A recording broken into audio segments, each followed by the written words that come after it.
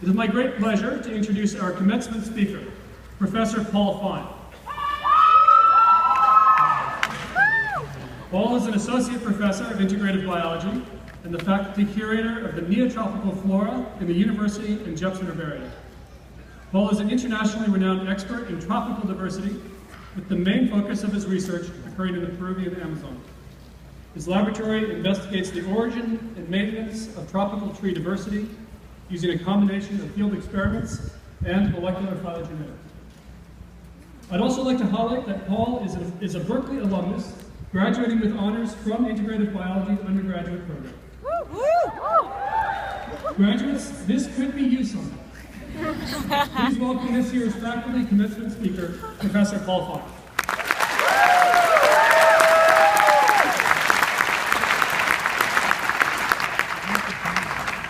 Hey, Dr. Fine.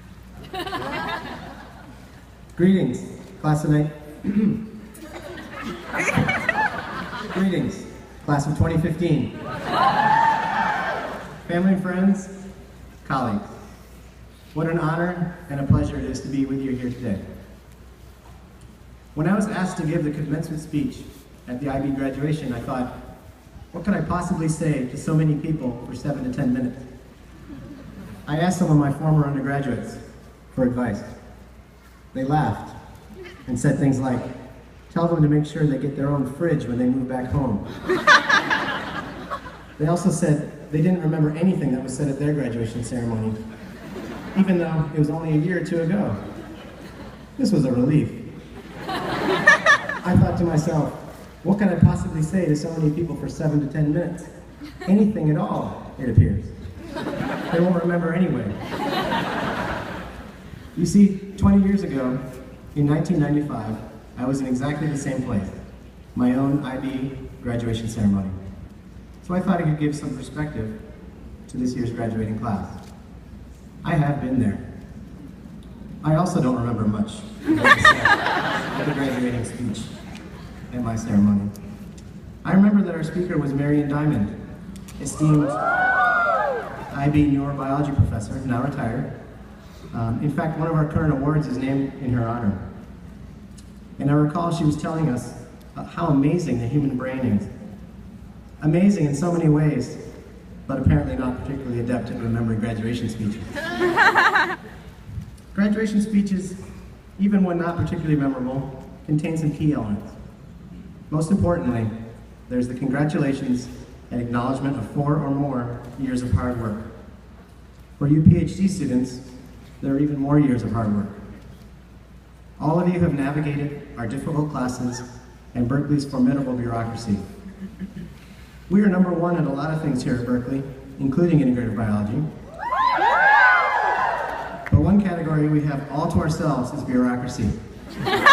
Go Bears! Yeah. Please give yourselves a hand for completing your undergraduate education and your integrative biology major.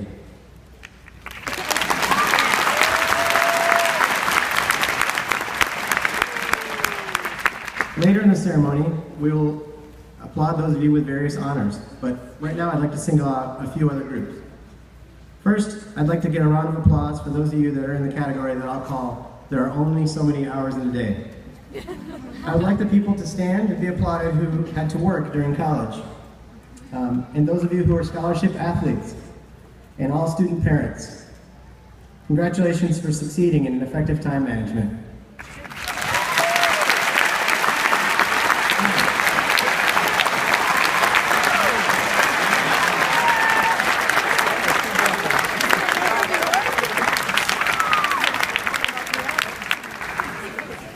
Next, I'd like to acknowledge those who are first-generation college graduates.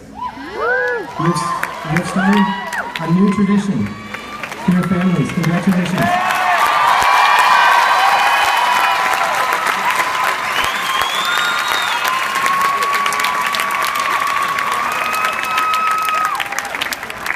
Finally, let's applaud those for whom English was their second language. Felicidades.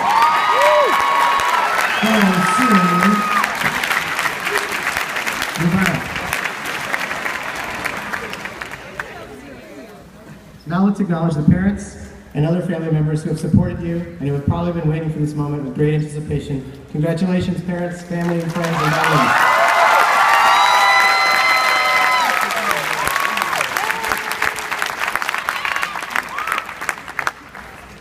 Another common element in graduation speeches is advice. When you're young, no one asks you for advice.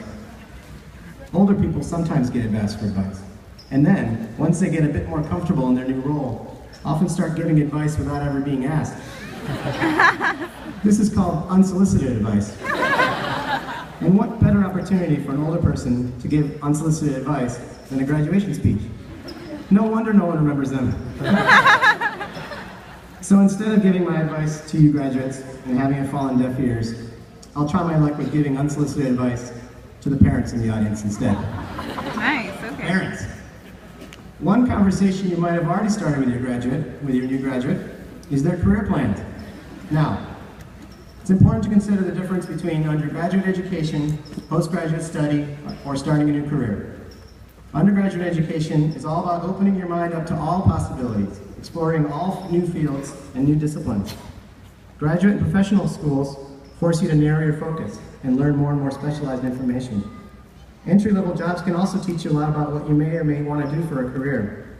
But these are very difficult transitions and can be smoothed over with a year or two of real-life experience or travel and some experimentation. Parents, try to have patience. Your child may not seem to have a plan.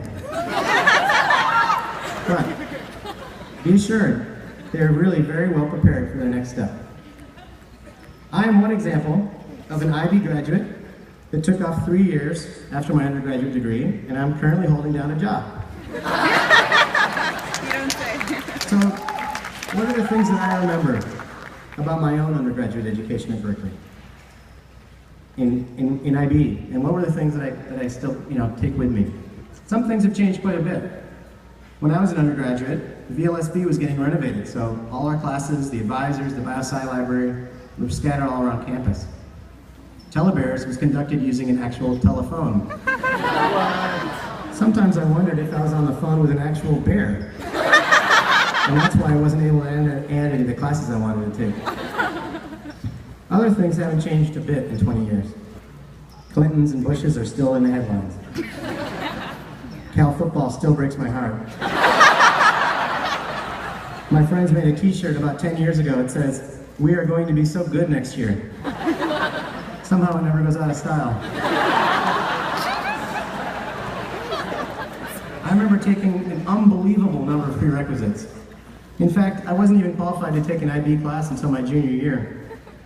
I remember sitting in enormous lecture halls in the exact same seat every lecture, with all my neighbors also in the exact same seat, clicking those 4-color plastic pens.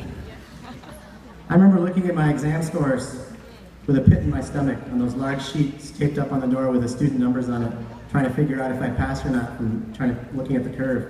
I remember being so proud of my B- in organic chemistry. Maybe a little too proud because I got a C+ and 3B. I remember memorizing a ton of reactions for biochemistry and forgetting everything right after the exam. Yeah. I remember studying all night at Moffitt and Doe, joining my classmates in study groups at Cafe Med and Strata. Most of all, I remember the friendships with my classmates, many of whom are still my best friends. I remember being truly inspired by my upper division classes. For me, the most memorable moments were from my field classes, learning how to connect my own observations of natural history of organisms to the biggest questions of biology. This was the kind of learning that I couldn't get enough of. Suddenly, studying material for an exam wasn't a chore, but a labor of love. I hope that all of you have had that experience in at least one of your classes in IB. This passion, this insatiable curiosity, this need to learn and understand and master, this love of biology, you'll remember, and this you'll take with you to your next stage, and it'll be a source of inspiration for your own next 20 years, at least. It was these tools that were given to me by my professors in integrative biology that opened the door to a life of study, a life of following where my curiosity takes me. A few of you will want to and will end up becoming professors in biology. Many of you will go on to health-related careers, doctors, nurses, nurse practitioners, physician's assistants. policy, journalism, K-12 education, resource management.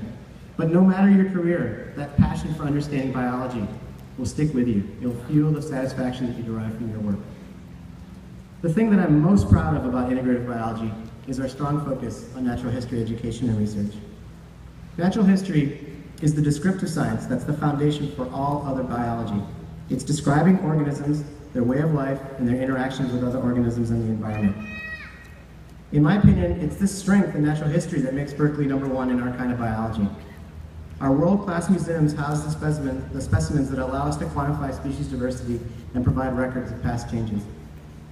In IB, we have classes like Natural History of the Vertebrates, Ecosystems of California, Ornithology, Herpetology, Mammalogy, the Morea course, Biology. Very, very few universities continue to offer these classic courses, and even fewer give students. What's that? I'm sorry, I forgot one. See, we have so many, I didn't even know them all. And even fewer universities give students genuine field experiences, and that's so vital. And natural history, though, can become addictive, and being able to identify the plants and the animals and the fungi all around you. As I tell my students in IB 157, the green blur, that's the beautiful foliage around you, soon becomes a collection of your close friends. And you start to notice patterns and come up with questions and hypotheses about your observations. This is science that is accessible for everybody. This attentiveness to nature has also been linked to a greater sense of satisfaction and well-being, and a desire to help others. It can also produce an almost mystical feeling in many of us. Why might that be? My undergraduate thesis mentor in IB, Harry Green, who's now a professor at Cornell University, he recently wrote a book about his experiences as a teacher and researcher. Harry's a snake biologist and has had many close encounters with dangerous snakes and seen them do amazing things. For example, he witnessed the first known parental behavior by a rattlesnake. I don't know what it was doing, maybe giving it a timeout or something. But he writes about the importance of natural history in his book, and I quote, "Science yields tangible facts as well as more subtle rewards. Looking into a viper's face, staring down those eyes and pits, memorized by that flickering tongue, we confront unbridgeable gaps where knowledge gives way to wonder. There are things that we will never understand, and as Pablo Neruda said in Bestiario, we'll always want to go farther and deeper. We need these profound mysteries, above all, for drawing us out of ourselves as reminders that the cosmos doesn't turn on individual lives." He's saying the world doesn't revolve around you. And this fact is never more apparent than when engaging with the natural world. The birds, the snakes, the bears, the flies, the nematodes, the trees, the stars. Experiencing firsthand the complexity of life and trying to understand it. There's this feeling that we're part of something bigger. One common reaction to that feeling is a desire to make connections with other people, to share the beauty and meaning of the natural world with others. This graduation ceremony is a metaphor for the same concept. Going onto the stage, you'll hear the applause from your family and feel the satisfaction of great individual accomplishment. But the beauty, the power, and the energy of this ceremony comes from collective celebration. This is our IB community. You will feel the love from your fellow graduating classmates. Not to mention the admiration from your over-caffeinated, sleep-deprived hipster GSIs who scheduled that extra review session to fit everyone in. Yeah. And don't forget about your professors, the gruff, rumpled dinosaurs that we are. We love you too. Oh. Why else do we write so many letters of recommendation? As you cross the stage, we'll give you a piece of paper that you won't keep. And if you listen closely, you might hear the last echoes of this speech that you won't remember. But that's the way it's supposed to be. The purpose of a graduation speech is simply to remind us all that right now, in this moment, what it is that we're doing. We are celebrating everyone's great accomplishments, and at the same time maintaining, sustaining, and building our IB community for years to come. And this feeling of community, this love, I remember well from my own graduation ceremony. And you too will remember this 20 years from now. So my 7 to 10 minutes is now up. And to end my speech, well, I've always wanted to do this. Can I get a C? C! That was terrible. Can I get a C? C! A! L! What's that spell? Who's going to win the big game sometime this decade? Who's number one in bureaucracy?